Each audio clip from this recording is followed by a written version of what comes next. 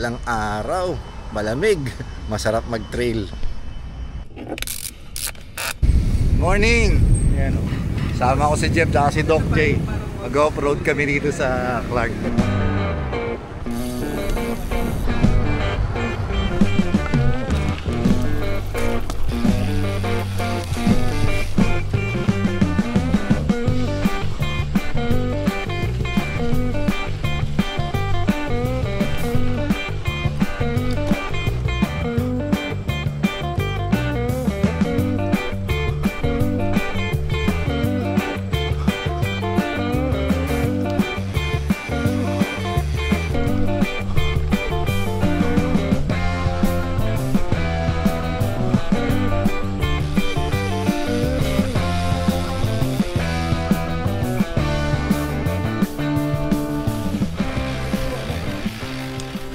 Dahil bakal, oh. Dahil bakal na.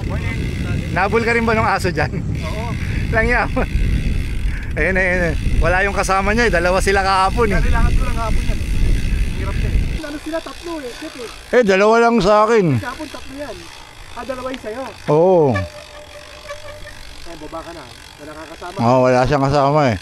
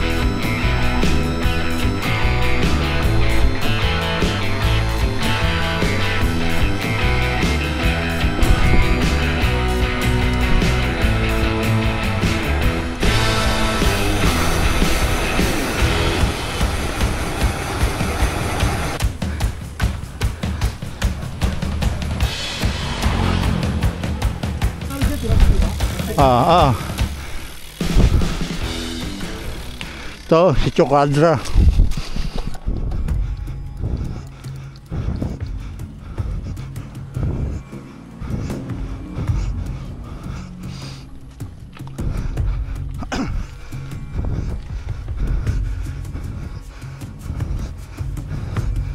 Di ba okay? Oo.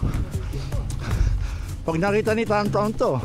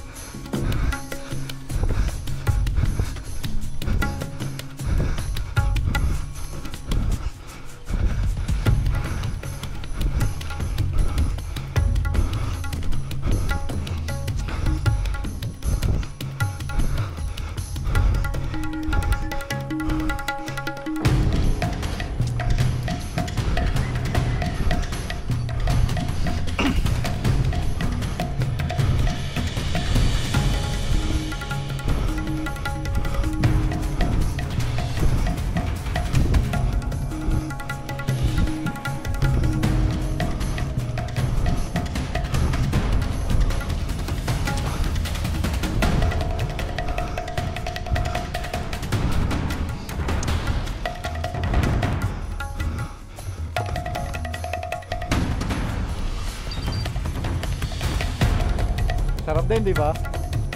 Ito.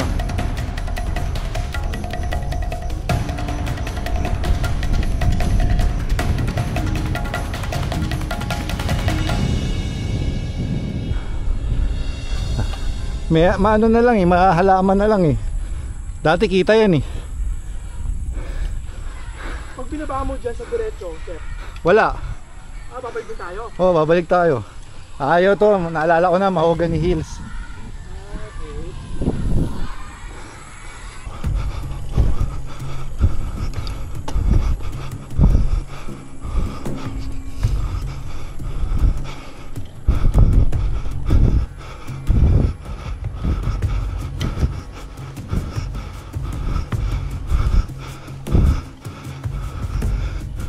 Naalala ko na sinasabi mong mabato.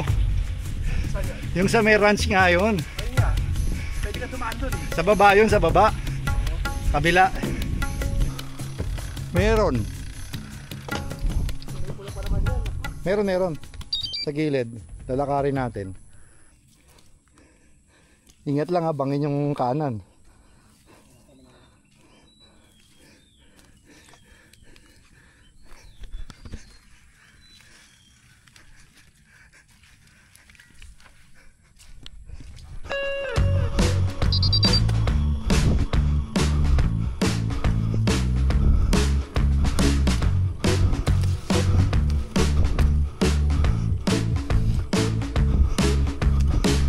Medyo naging mabato yung ahon papuntang Mount Chigao.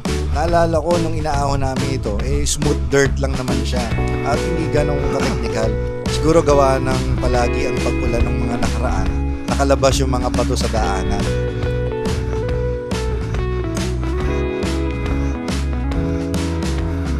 Kita yung pinuntahan natin nakaraan. Bela yung kabila. Kabilang bundok. Meron pa. Yeah.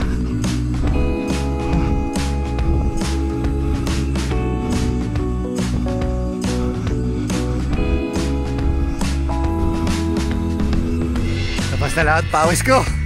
Ha!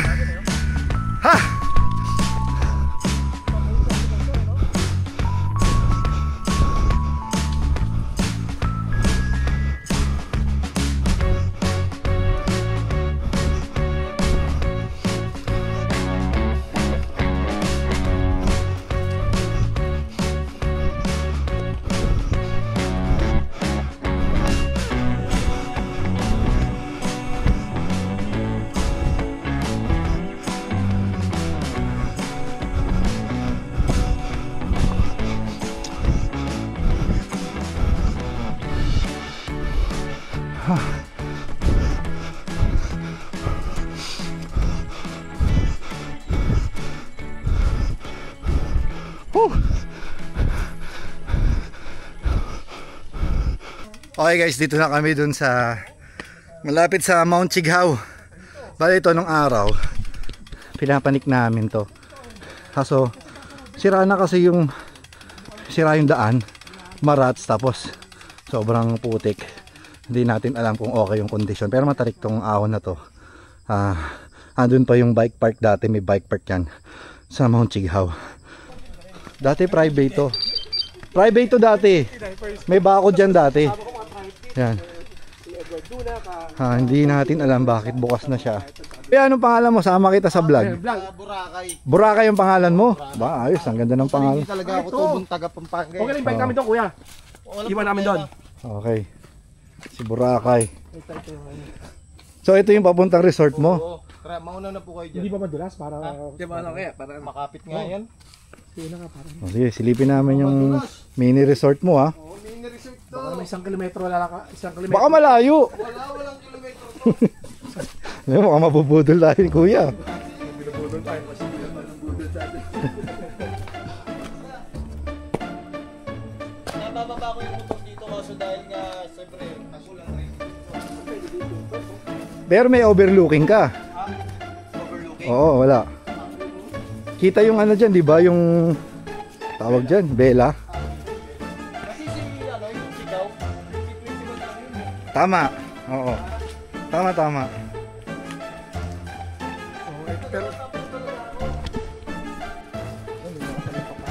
Kuya, ang haba na nilusong natin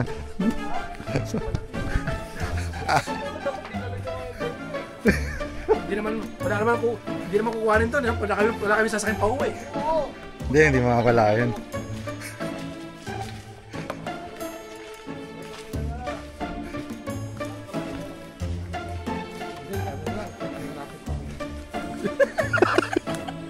Yung tarik eh.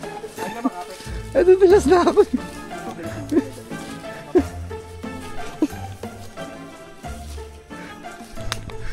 Ako yung nambubudol sa mga kasama ko.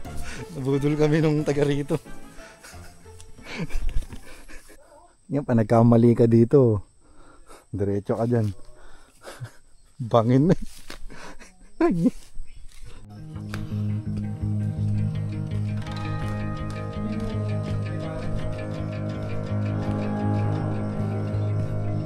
Bah, di tayo nabigo.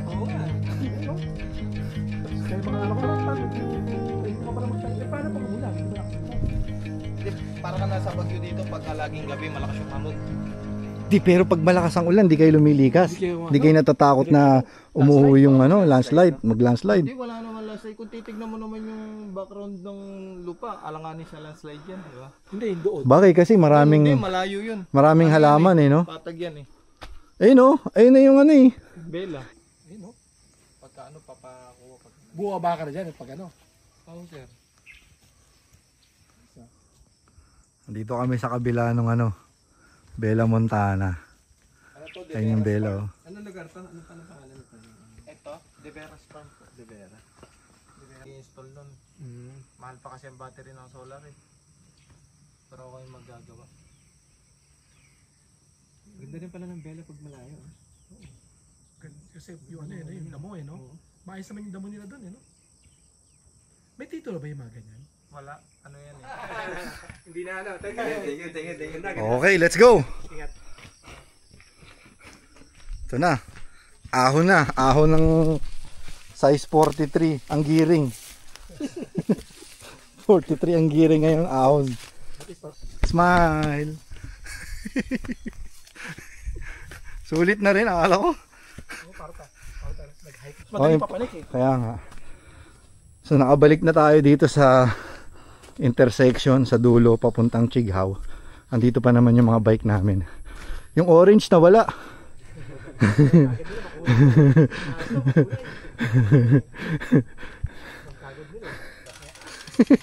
Kala ko lakasan loob mo, Dok eh. Naka ka pa, naka semi-slick ka pa. Ito yung mountain biker. Kala ko. Ipipilit eh. Kanina di mo na tamay mga paano, ganyan eh. Di, sinilip ko na kanina, tingnan mo. Banda ron, pag nag-double track, may damo-damo, kaya na yan. Ay, madulas clay na to, yun no? Parang clay na ang tato, no? Oh, yung style dito, Doc. Yung rats na yan, di nawawala yan eh. Dito ka lang dito namin pinapanik yan dito. Dito. Uy, dulas.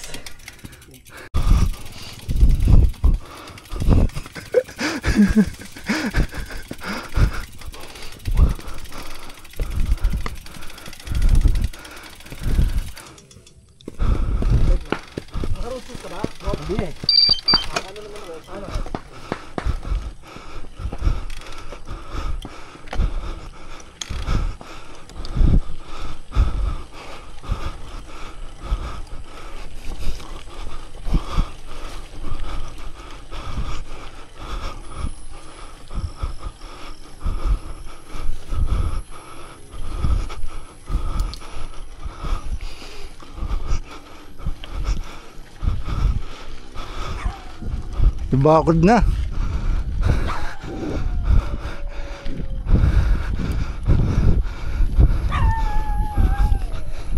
Ganda ng bahay niya oh.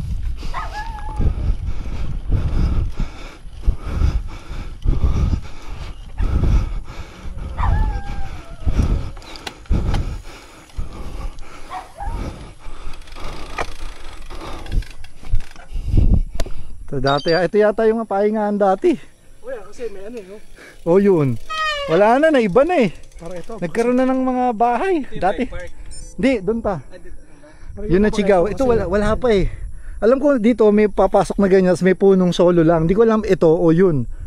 Wala na, naiba na eh. Baka yun, may pahingaan yun eh. Limot ko na eh. Basta, naiba na siya. Ano yung cross na yan? San Martin? Banal na bundok. Ayun ba yun? Yan. Kita na rin. San Martin at mas mataas sa San Martin. Mas mataas pa yung Chighaw. Ay. Ayun pala yun oh. Yan, naging single track.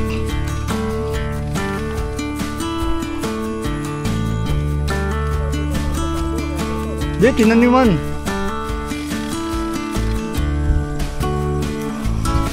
Double track pa eh.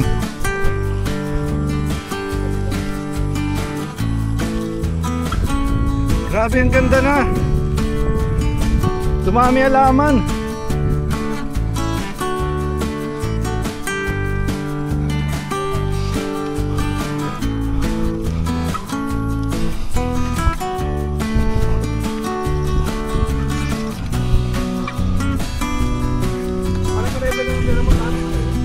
Taas. Ganda. Hindi ko siya naalalang ganito dati.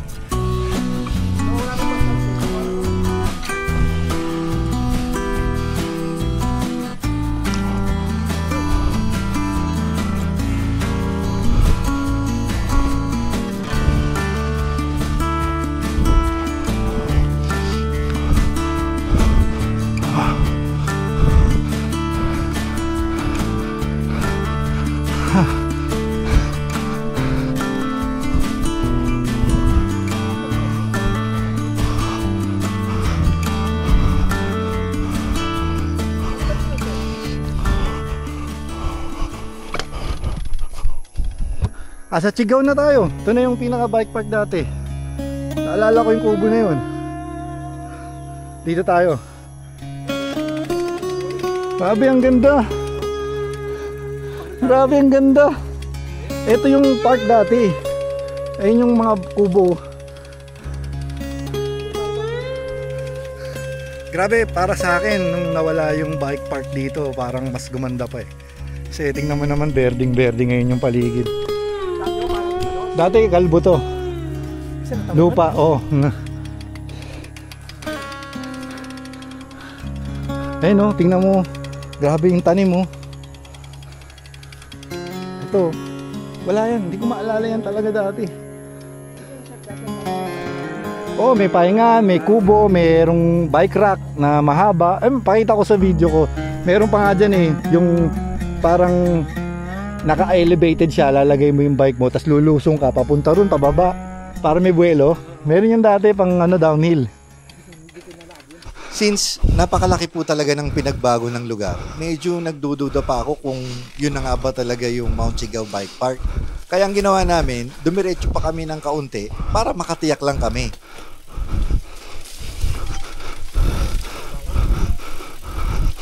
Uy, wala na dyan, uy.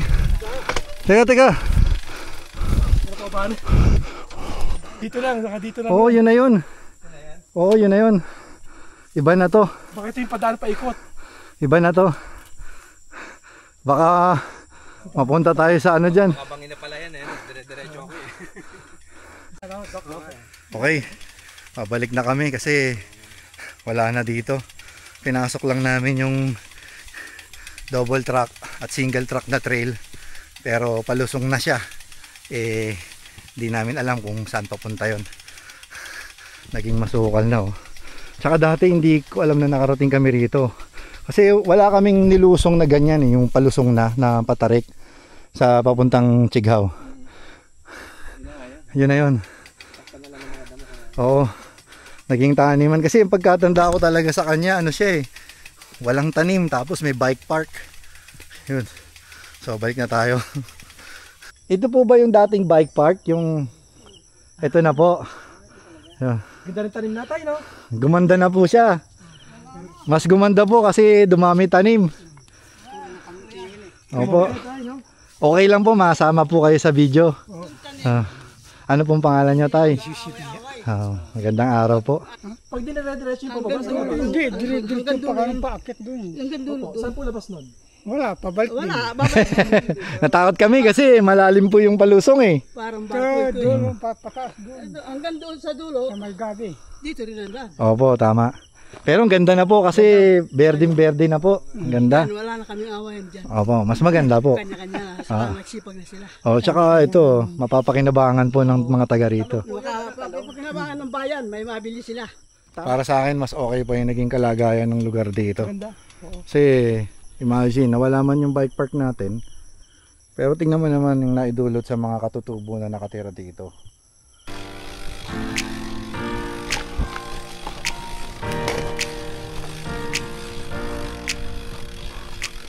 Napakalapit lang po ng Mount Sigaw sa loob ng Clark. Actually, marami naman talagang mga pasyalan dito sa loob ng Clark na sa pamamagitan ng bisikleta, may enjoy mo talaga yung kalikasan at ganda ng mga tanawin at ganda ng kapaligiran. Sana sa mga pagkakataong ito, lalo pa nating mapagyaman yung mga ganitong klaseng lugar. Maingatan natin sa pamamagitan ng pag-aalaga sa kalikasan. Isang bagay lang ang masasabi ko, na wala man yung bike park dito, napalitan naman ng malalagong pananim at mga berding tanawin.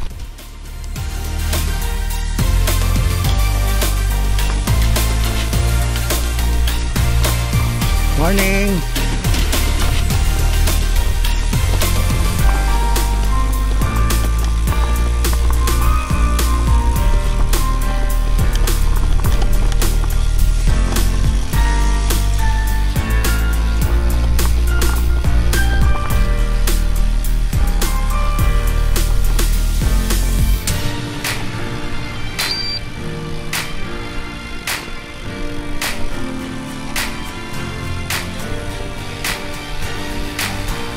Kaliwa!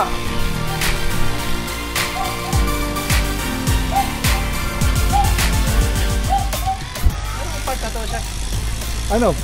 Yung malapit dun sa ano? Entrance ng Paradise. So na yan, hindi, kumbaga, alam niyo yung bago tayo umahon kanina na maikli? Ito yun. May exit.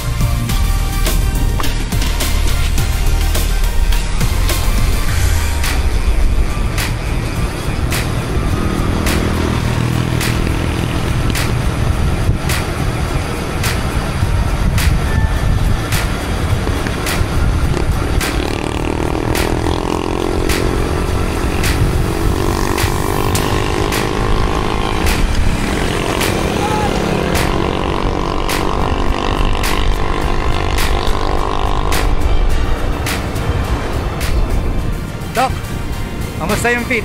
Ayos, panalo. Shoutout kay Sir Martin. Thank you. Sisisay ka, bakit ngayon mo lang pinagawa? Kumbaga yung bike fitting kasi pinakamagandang upgrade na magagawa mo yan. Ayun. Solid! Solid, solid.